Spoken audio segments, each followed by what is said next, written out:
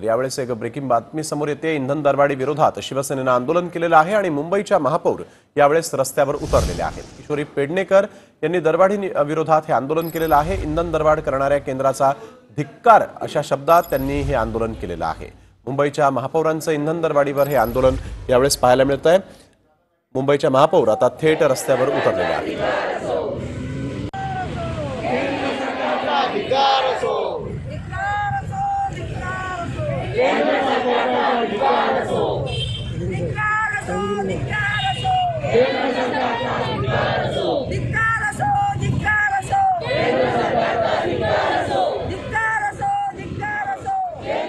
विनायक डावरुंग आमचे प्रतिनिधी यावेळेस आपल्याबरोबर फोन लाईनवरून जोडले गेलेले आहेत। विनायक, आपण बघतोय थेट महापौर यावेळेस इंधन दरवाढी विरोधात आक्रमक झाल्याचं पाहायला मिळत आहे, काय अधिक सांगाल?